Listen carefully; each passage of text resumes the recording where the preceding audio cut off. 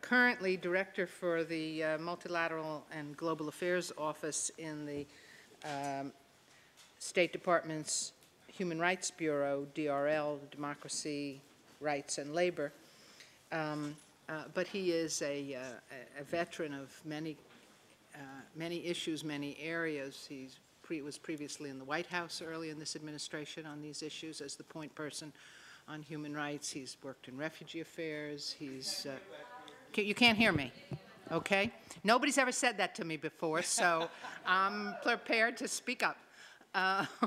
This building has a way of absorbing sound, noise, ideas. We're really delighted to have Scott, who's a multi-talented human rights professional, State Department, White House, government expert, and friend of the issues. He's going to talk for about 10 minutes. Then I'll have a few words, and then we'll open it up for a Q&A. Scott, the floor is yours. Thanks, Felice. Can you all hear me now? Okay.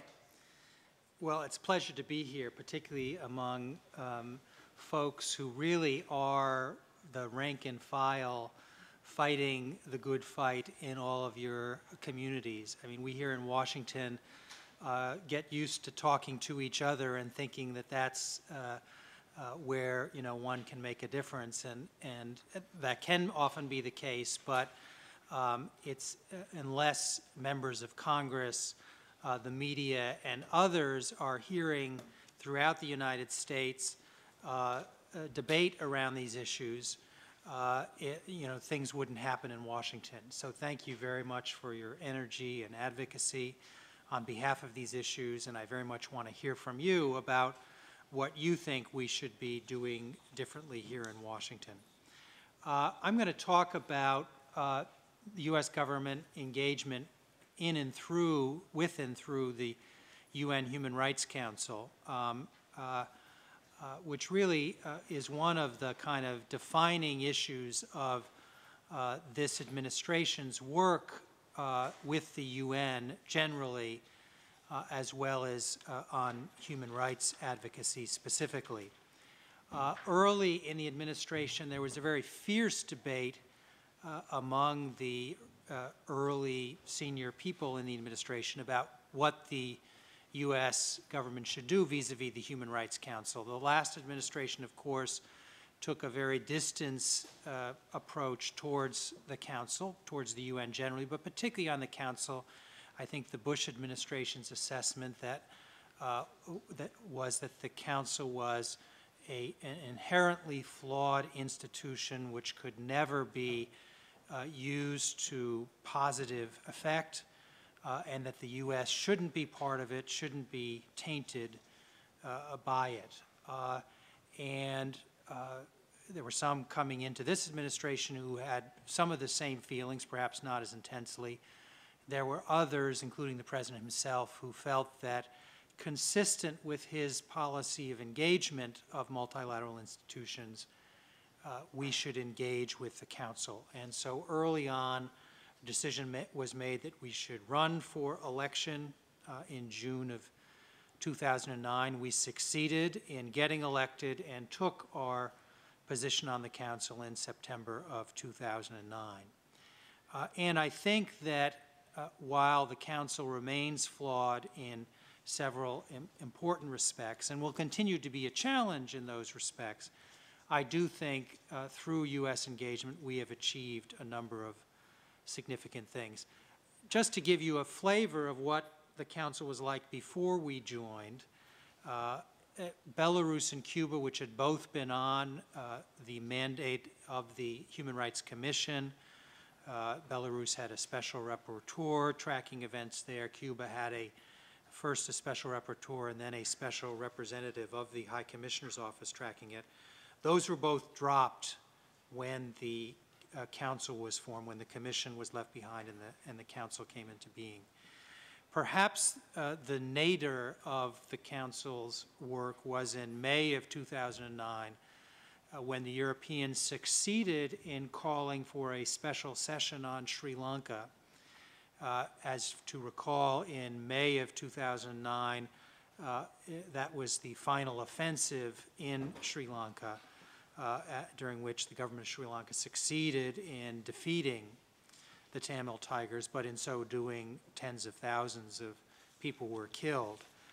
So the special session was called, but rather than a resolution expressing concern about some of the civilian casualties or creating any mechanism to look into those abuses, instead the Council passed a resolution that essentially congratulated the government of Sri Lanka for its efforts in combating terrorism.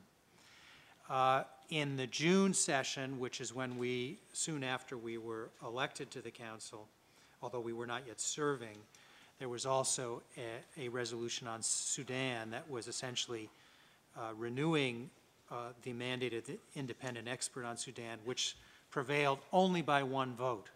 And while we were not yet members on the Council, we were involved in that fight. But again, suggesting that the Council was at best a tenuous tool in terms of advancing human rights. If Sudan itself would have such a close vote, what does this say about the Council? So our goals when we joined the Council were to use it as a policy tool to advance human rights whenever possible. And in particular, we wanted the Council to use the Council to address the most urgent situations of human rights concern, as well as issues of human rights concern that we felt needed to be addressed on the international stage. First, with regards to situations, we sought to focus the Council on Cote d'Ivoire, where, of course, there was there was an election, legitimately elected leader who was not allowed to take office by the former leader. We got the Council to hold a special session on Cote d'Ivoire and to issue several resolutions on Cote d'Ivoire. And we view that as a success and an aid in helping Cote d'Ivoire segue to its current elected government. We also succeeded in getting the Council to hold special sessions on Libya and Syria. There have now been, I believe, 4 special sessions on Syria, including one a couple weeks ago. And in both instances, we succeeded in creating commissions of inquiry on both countries, which looked into and reported on the human rights abuses in both places. We succeeded in getting the Council to establish a special rapporteur on Iran. There had been one in the past whose mandate had also expired, and rather than shy away from the fight of recreating that mandate, we took it on, succeeded in creating the mandate. We're now trying to do the same on Belarus. There is a Council session that will begin next week, and probably the biggest issue on the agenda of that session will be to see whether or not we can recreate a mandate for a special rapporteur on Belarus, but it will not be easy, and any help you can give us would be much appreciated. We also, during our membership, have created mandates of technical assistance to key human rights challenged places like Kyrgyzstan, Guinea, in the wake of the massacre that took place there, Tunisia, and Yemen. And those have been collaborative resolutions with the governments concerned to facilitate the flow of assistance from the High Commissioner's office to those governments.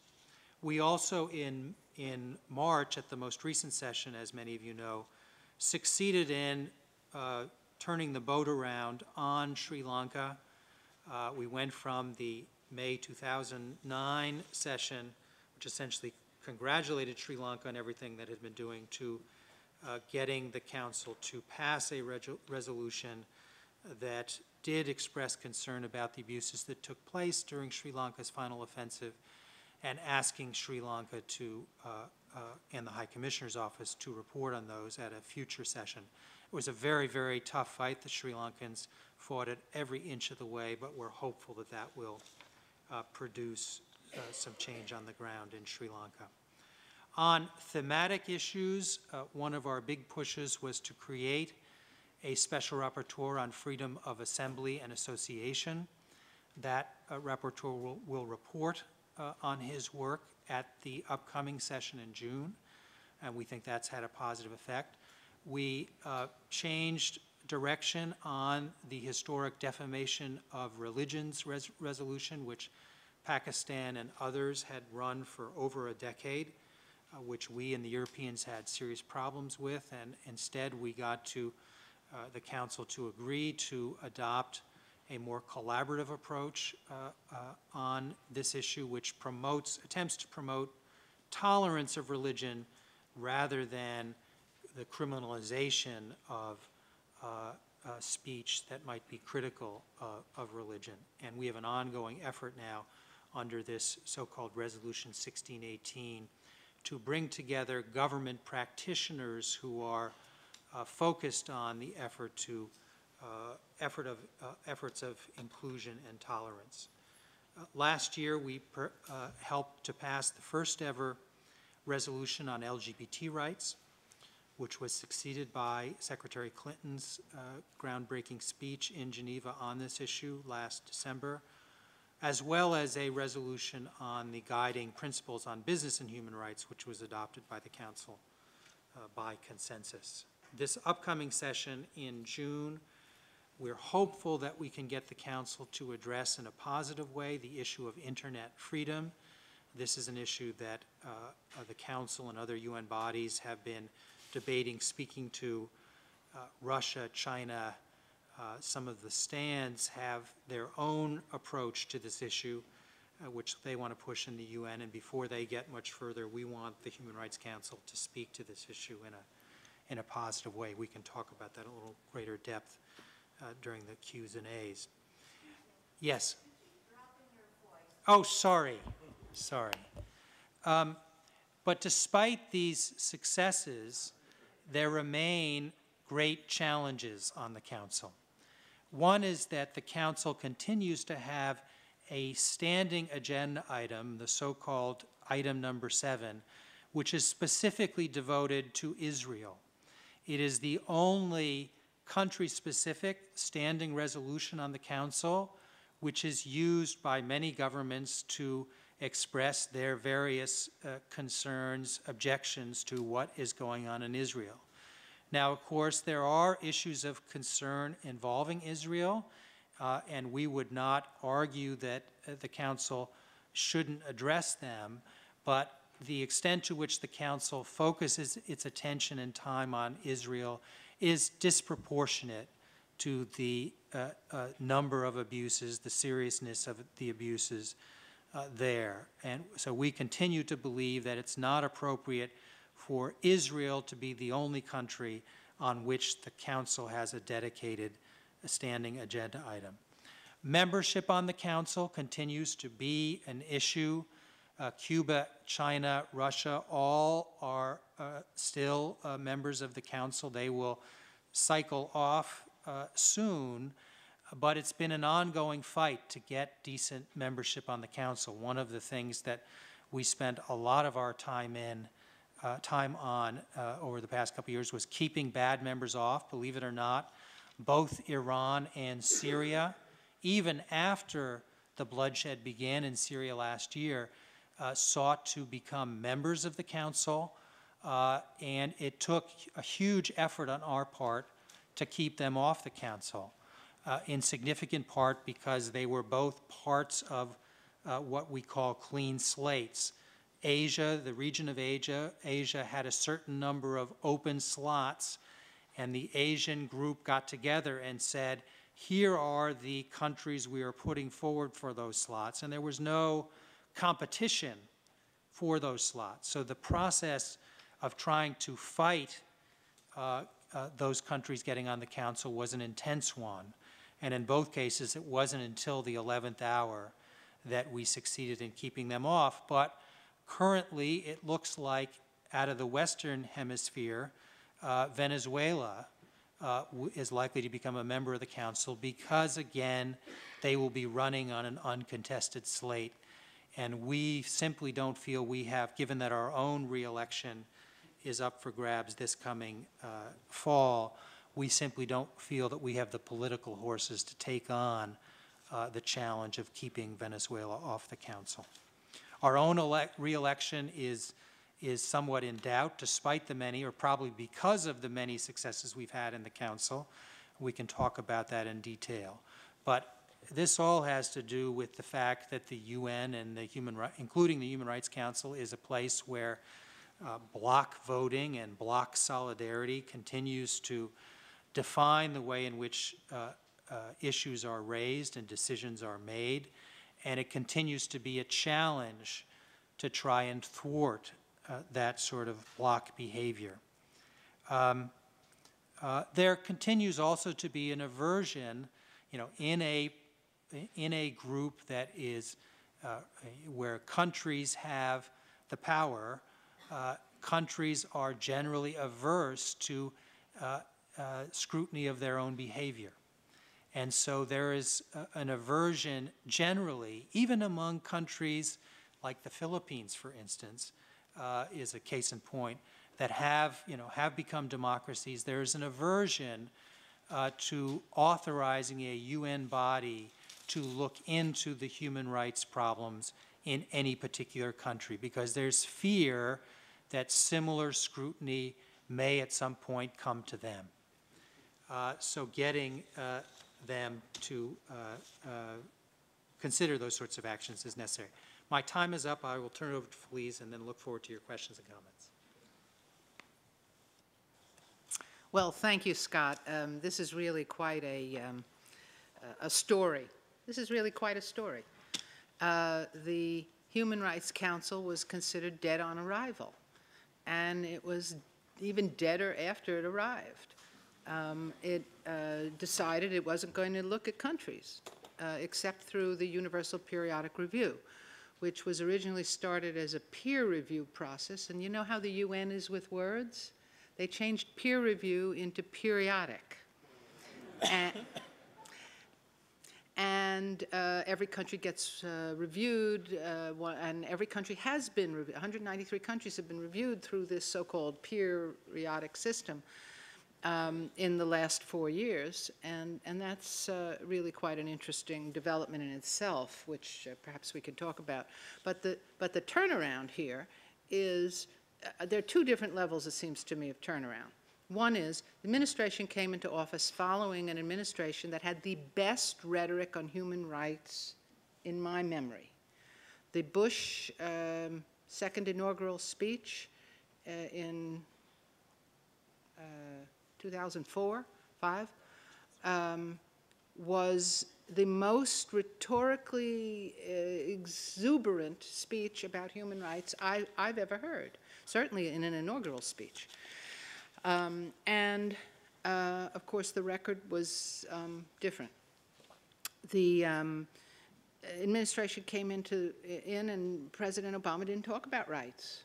He didn't use the word in his inaugural address, although he did make a reference to liberty and freedom near the end, like line 48 out of 50. And he said, these ideas still light up the world. And that was about all we heard for the first year or so from the Obama administration. But what we did hear during that first year was the decision to join the Human Rights Council, and they were lambasted for it. I'm pleased to say that UNA was strongly in support of that, saying if you believe in something, go in there and fight for it. And the concept is really a very simple one. What is the Human Rights Council? What was the Human Rights Commission before it? They were, frankly, our idea. They were an American idea. It was American NGOs that insisted that this body be mentioned by name in the UN Charter, the Human Rights Commission, and it was Americans who've insisted since then that this is one of the core purposes, goals, and roles of the United Nations. So it's an American idea, but our concept was a little different than others. We saw a commission or a council as something that would be closer, when it came to human rights, to a court. Well, a commission is not a court, and a council is not a court. In the United Nations, these are political bodies. And you have to contest. And to contest, you have to do what you have to do in the political body. You have to spend the time, you have to do the planning, you have to do the log rolling, I think is the word. You have to work with others. You have to give them something if you want to get something. You have to use different. You have to use different levers beyond simply the appeal of the idea that you're talking about. And I would venture to say that this is where the failure lies, and this is where the success comes in. And in the current administration, there was really a return to planning. You know, when you're not a member of a UN body, you don't need to plan. You show up, you make your speech, and you leave. When you are a member of a UN body, you sit down at the beginning of the year, you say, what do we want to accomplish? How are we going to do it? Who's going to do it with us? How do we get different people's perspectives together? And you actually do some advanced planning. That had fallen apart after the U.S. lost its membership on the Commission in 2001. Even though it came back after that, it switched from having a delegation headed by an ambassador with public members, advanced planning, and everything. It sort of said, Geneva, you can do it. And it said to the diplomats who are based there, go ahead and carry this out. One of the important changes of this administration has been to appoint a freestanding ambassador to the Human Rights Council. Now, I would argue that's continuing an old tradition. But, you know, traditions depends how long your memory is. If after 2 or 3 years of not having something, the tradition is not having it. So the tradition was that the U.S. could just join in the Human Rights Council like every other country in Geneva, which is represented by its ambassador in the Human Rights Council. Well, we brought a special ambassador in. That special ambassador requires staffing, attention, pulls on people's coattails and skirt tails and says something else has to be done. We have to follow these issues differently. And what I see as the really remarkable difference in this administration is the restructuring of the political will within the department to do this work. And the results that Scott has just described are really phenomenal. No one could have predicted 2 years ago, 4 years ago, that this was possible. The return to country-specific resolutions, the special sessions, the ending of some of the most contentious resolutions, the defamation of religion resolution, among them, getting an LGBT resolution passed in the United Nations Commission on Human Rights. I remember hours and hours and hours where that woman from Libya just stood there at the podium, pounding it and just saying next, next, next, to avoid a vote, to avoid a discussion, just to run out the clock, and to avoid having these discussions take place. So this is a series of things on country-specific and thematic work in the human rights area that is really dramatic. And what's most important is, while the Human Rights Council is not a court, it does depend heavily on independent experts. Where do you get your information from? Oh, it's just political. Well, they don't do it that way. They've, over the years, appointed a series, there are now 40, special procedures, independent experts from all parts of the world who work on every right in the Universal Declaration of Human Rights. By the way, they also added one on freedom of association during the Obama administration. Until the present administration, no one had wanted that to be a big issue in Geneva because the ILO is based in Geneva and everybody figured they did a better job of it. But now that's a core issue that the Human Rights Council addresses as well.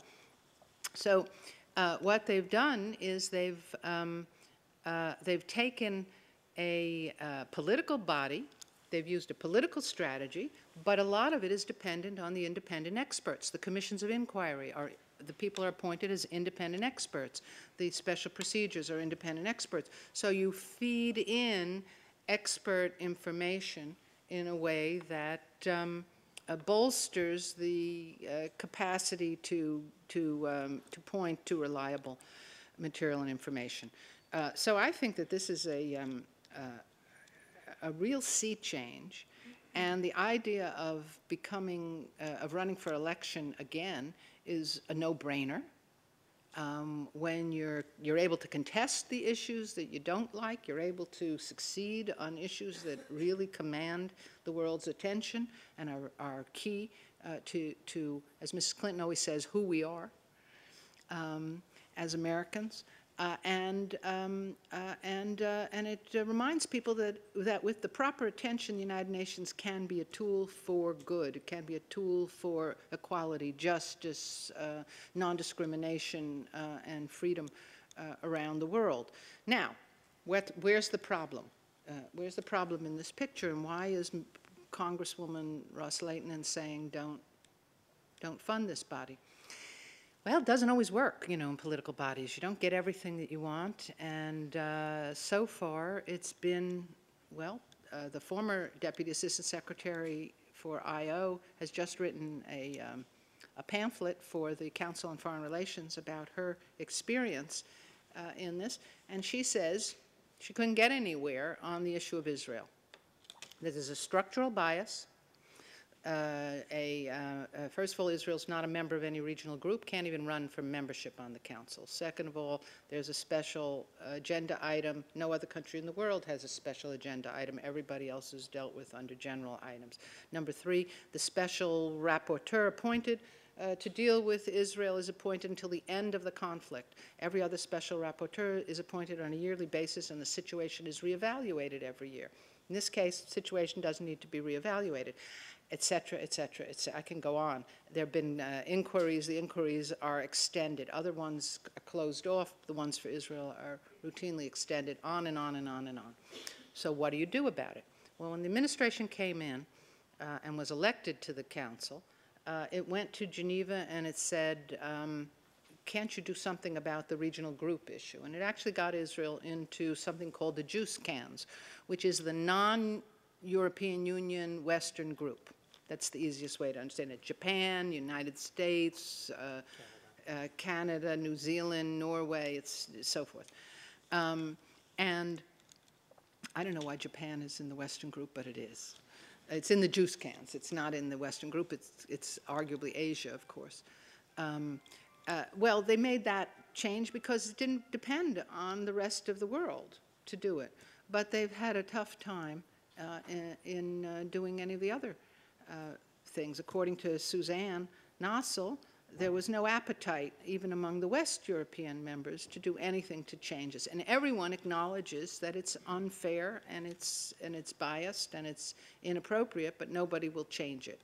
Because the price, I suppose the price is too great, or because it may need a little more of that political organization and planning that we're talking about. I don't know. Maybe Scott will tell us if there's a secret plan in place or if there should be.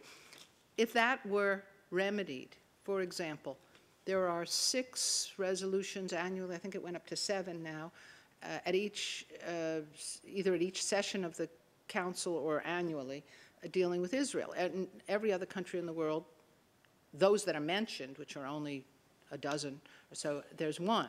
If those 6 were consolidated into 1 resolution, it would be real progress. It could say exactly the same thing, but that's not done because that would be considered stepping backwards by some. Well, our Congress has not been appreciative of this and says if you're going to have a council, at least if it's not a court, it should at least have some fairness. And in fact, that's exactly what Kofi Annan agreed and said when he called for the dismantling of the Human Rights Commission and its replacement by a Human Rights Council. He said it lacks credibility and it lacks professionalism, and people run to be on it simply to shield themselves from criticism. This has to be changed. Well, the problem is that a lot of those same things apply to the new body, but there are tools that can be used if the skill and will are there to do it. So we still have a ways to go, but it really has been remarkable. And with an election coming up in November, it seems to me that the U.S. is going to be crippled in this effort to get rid of Venezuela as a candidate in the Latin American group. I would think, and maybe I'll end with this and pose it as a question,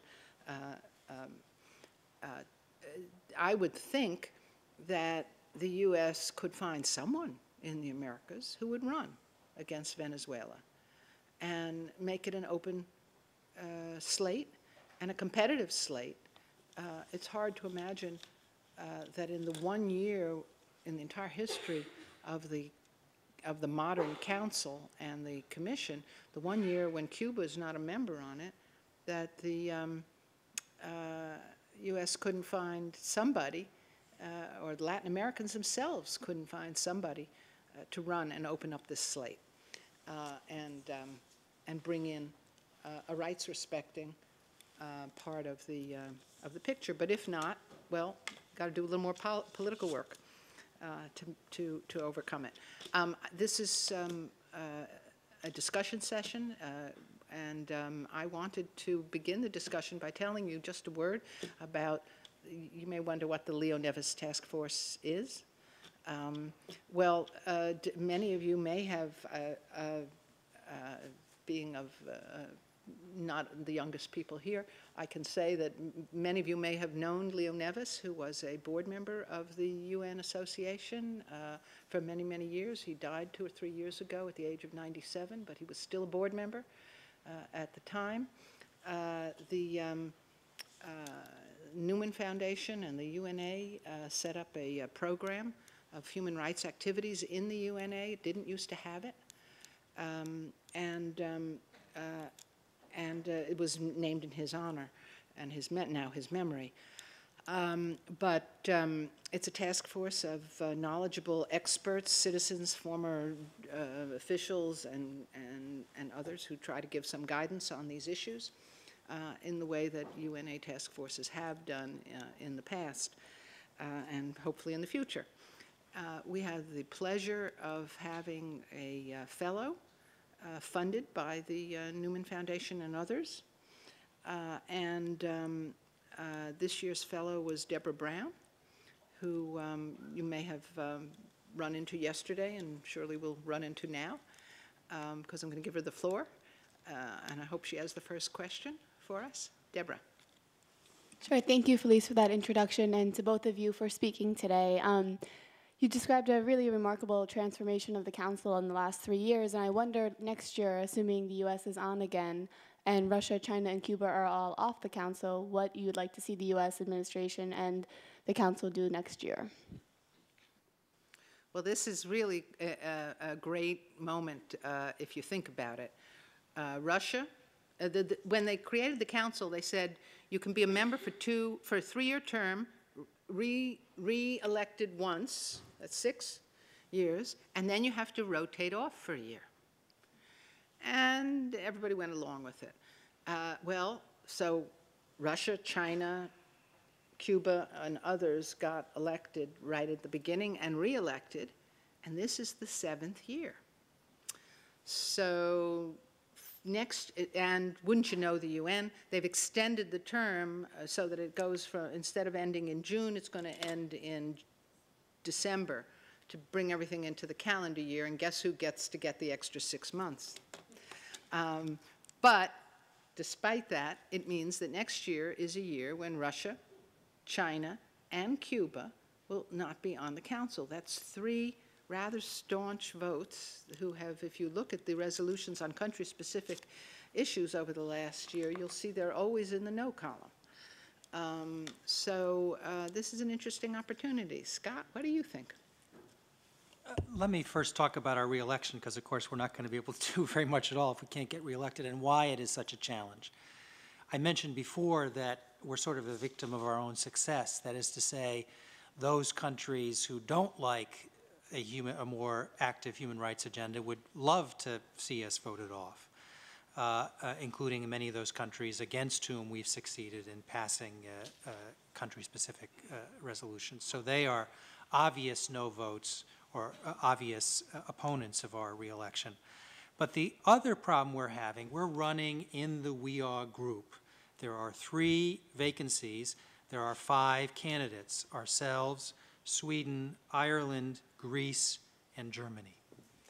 The problem we're up against is that a lot of these European countries, really all of them except Sweden, engage in vote trading. This is how they ensure their election to a UN body. They go out to the world and say, if you vote for my re-election or my election to the Human Rights Council, we will vote for your candidacy to the Security Council or whatever. And oftentimes it is the Security Council, because some of these non-permanent members want to be on the Security Council, and the only way they can get on is by vote trading. So a number of our allies, who shall remain nameless, who we have gone to and said, do you agree with what we've done on the council? Do you think we should be on? They say yes to both these things. Then why won't you vote for our re-election? Will say to us, gee, sorry, 3 years ago, before you even became a member on the Human Rights Council, we agreed to vote for such and such a country in exchange for their voting for us on such and such a candidacy. So that's what we're up against. We have succeeded in turning some of those countries around, but not all of them. So right now, we calculate that we need to ensure our re-election 130 votes in the election that will take place in the General Assembly in November. And we only at this point have about 105 guaranteed votes. So we need to work on those countries, and you can help us. Those of you who have, I'm sure there must be counterpart organizations to UNA in Europe. I would urge you to go out to those associations and say to them, gee, by the way, the U.S. is running for re-election. The U.S. has helped to make some progress in the Human Rights Council. Your association needs to know that your government is not committed to U.S. re-election to the Human Rights Council. And in fact, I'll make a point of Felice getting to you, to the extent I can, some of those countries where we're having problems. So our ability to do anything when China, Cuba, Russia rotate off is going to be contingent on our re-election. If we can succeed in getting reelected, I can think of a range of things that we could do positive things on. Obviously, there are situations in the Middle East that we continue to be troublesome, Syria being one of them. But I think that more could be done there. Other countries, Bahrain is a country obviously where there continue to be serious issues. Saudi Arabia, there continue to be challenges there. There are thematic issues we could do more on. We wanted to do more on LGBT this session, but the Africa group, for whom this is a big issue, said, gee, we just don't have the political will to do it again this session. But I think we could do more on LGBT rights. So I think there's a lot we could do, but our re-election is the first precondition to trying to get those things done. Ed? Thank you, Felice. I'm Ed Elmendorf. My human rights involvement goes back to being part of the U.S. delegation when the Human Rights Covenants were adopted in the 1960s, and I'm now a member of the Leo Nevis Human Rights Task Force. My question concerns the possibility of creating a UN High Commissioner's annual report on the state of human rights comparable to what is issued by the State Department. What strikes me is we do have peer review going on, UPR, which is still pretty much an interstate discussion. We don't have a UN-based actual assessment every year. Is that feasible? Is it a good idea? Or would it create too much problem just even to try it for it? Yeah, initial reactions, I never really had thought about this. We just released our own country reports a couple weeks ago, and I must say it is a huge undertaking that involves every single one of our posts overseas.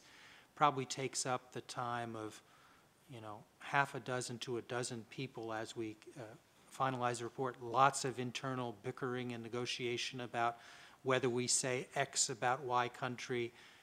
Even the timing of the report's release is an issue for negotiation, given who the foreign visitors are and what other issues we may have in play.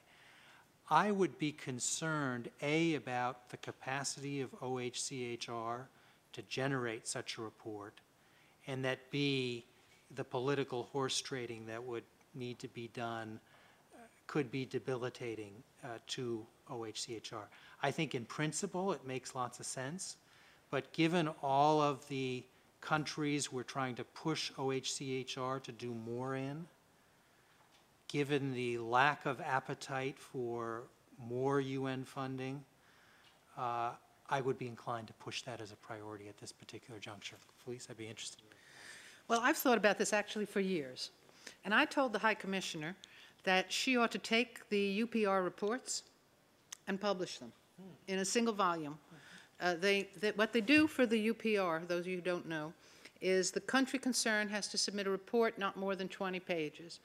The UN then prepares a 10-page summary of everything the UN has done, all the treaty bodies, the special rapporteurs, political bodies, and so forth, 10 pages, and a 10-page report on submissions from NGOs.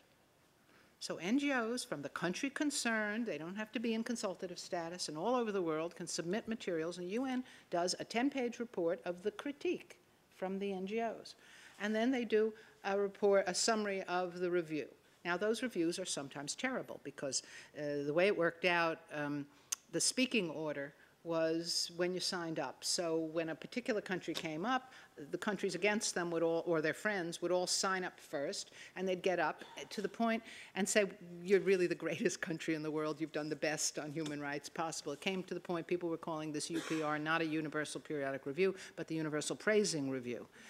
And this has been fixed a bit because now the order will be alphabetized by lot among those who want to speak. But I've told the High Commissioner, take those reports. You've got civil society, you've got the government, you've got the UN in there, and you've got this strange outcome. Put them together for each country. It's 40 pages, less than a lot of the State Department country reports, and publish them. You've got now 193 from the first review. You could do it year by year. You get 25% of the countries, not all of them year by year. It could be done. So I think it's actually doable. It'd be a great thing to have. And if you put that side by side with the UNDEF and there's another, you have the UNDP has an annual report. I mean, you'd have I think a really interesting result. We can take a few more questions. We'll take them all together. Yes, sir. Just say your name and your question. Dick Rosen, member of the National Capital Area chapter. There's another player in this scenario that hasn't been referred to. It was an instrument established by the State Department, the UN Democracy Caucus. It seems to me that that caucus, which has over 100 countries in it, which are governed democratically and are members of the UN, could play a very constructive role, for instance, toward Venezuela and toward the election of truly democratic members to the Human Rights Council. And thinking of our role as advocates and the meetings we're having tomorrow, support for this idea of a Human Rights Caucus that involves all the nations that are democratic in the UN to stand up for human rights and democracy has a great appeal in Congress. And Peter Yo, in previous remarks that he has made here before this group, has said as much as a former member of a staff on the Hill. So my question is, can the Human Rights, the UN Democracy Caucus, excuse me, the Human Rights Democracy Caucus be a vehicle for human rights and a vehicle for us as advocates for human rights and democracy be used in the processes that you've been describing regarding these forthcoming elections? Thank you. There was, yes, that gentleman, you had your hand up from the beginning.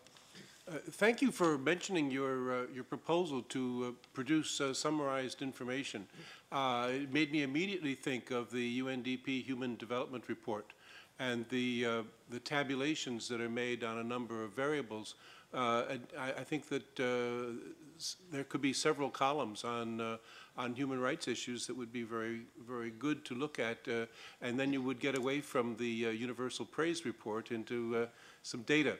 But what I really wanted to ask this morning was that I understand that there has been a human rights study of the U.S., and could you tell us a bit about that? You mean by the UN? Um, You mean by the UN or by the Yeah. US? No. There was mention made of studies of all countries and so on. I think one was recently done on the USA, looking into Native Americans' situation and so on. And I'd like you to be able to tell us a bit about that, certainly in advance of the kinds of questions we may find tomorrow. Good. My name is Bill Haas. I'm from southwestern Connecticut and actually Westport, home of Leo Nevis, and I know Leo's son, and I think he's done great work. It's also home of the UN Foundation, the Newman Foundation as well. In connection with human rights, having served at the UN for 31 years, one of my positions was chief of the press service, and we put out press releases on all the treaty bodies with the independent experts evaluating the different member states' compliance with the terms of these treaties. And I think these countries had a strong incentive to look good. They didn't like this examination, but if people say the UN has no teeth on human rights, you can point to this and let congressmen know that the UN does evaluate compliance with these treaties, doesn't get a lot of publicity, but these countries want to look good, and so even if they're not inclined to live up to their obligations, they're going to live up to them to a certain degree because the experts will call them on it.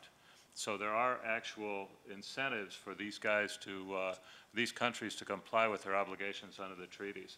And I also wanted to ask a question regarding, I think Scott was talking about the willingness of countries to accept this kind of scrutiny, and I was wondering, I think the United States could lead the way by being willing to accept the scrutiny of its own record, and I think it's done so in the past, but it's sort of an uneven record depending on which political administration is running things.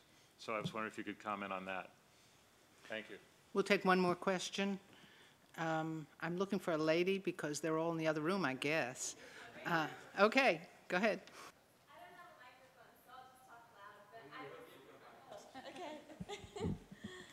Hi, I'm from New York region. My name's Jessica, but I just had a question about, obviously we talk about Syria and Venezuela and other countries that want to be on the commission, but we talk about them very broadly like, oh, they have this awful record.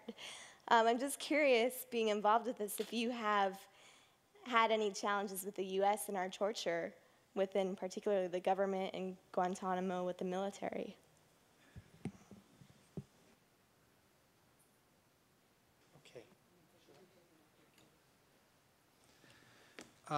First, on the UN Democracy Caucus, I'm embarrassed to say I didn't know it existed, which is to say that it probably isn't a very vibrant body. There is you don't mean the Community of Democracies, do you? This is a separate body from the Community of Democracies. The Community of Democracies was one of the promoters of the UN Democracy Caucus, and the Undersecretary of Global Affairs and Democracy, Paula Dobriansky, led the formation of this caucus at the UN in 2005. And the Community of Democracies members, 70 of them, were signed up for the caucus under the leadership of Chile at that time. Interesting. I don't know what's become of the caucus. The Community of Democracies we have invested a lot of time in trying to make that a more meaningful institution. And indeed, a meeting of its I'm not sure whether it's board or whatever, took place in Geneva to talk about the ways in which the Community of Democracies could make a difference on UN issues like internet freedom and the like. But I am embarrassed to say that I don't believe the UN Democracy Caucus has really played much of a role of late, and I'm not sure why that's the case. Maybe Felice knows. On human rights study of the U.S., I'm not sure what you were referring to, but the U.S., of course, did submit our own report under the Universal Periodic Review, and we invested a lot of time and energy on that. We held a number of consultations around the country with civil society before we submitted our report. We held a session in Geneva with NGOs, independent of the formal session that took place with governments.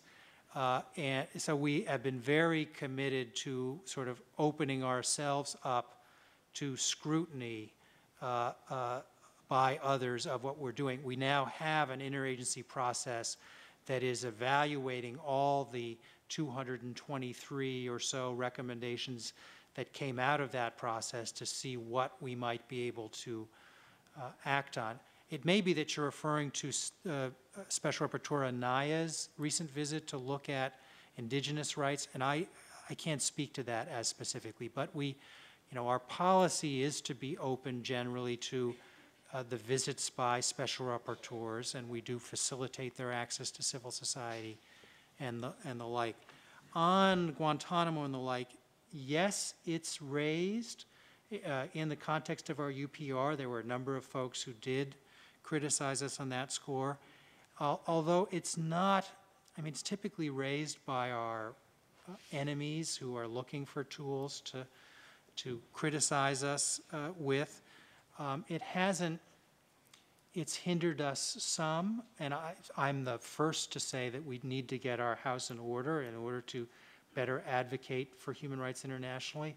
It has not been as big an impediment as I thought it would be coming into the administration. I'll try to wrap up quickly. The UN Democracy Caucus never reached flying speed.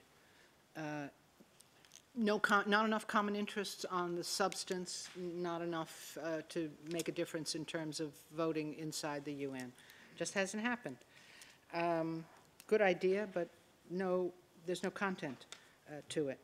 I'm a treaty body member, as it happens. I'm the U.S. Independent expert on the Committee Against Torture. And I can tell you we review every country, and we're really tough on pretty much on every country. That is a body of work that can be pointed to. Certainly when the UPR summarizes what the UN is doing, it looks to what the treaty body experts have said case by case. The U.S. is coming up before the Human Rights Committee, which is the mega body that looks at civil political rights. And that's going to come up, I don't know, in the next 2 years. You've submitted the report, so I think that's probably going to be within the next 1.5 to 2 years that will be coming up before that body. The issue of does the U.S. suffer from its practices with relation to torture? Well, I said as much to President Bush in the 10 seconds I once had with him. He looked like,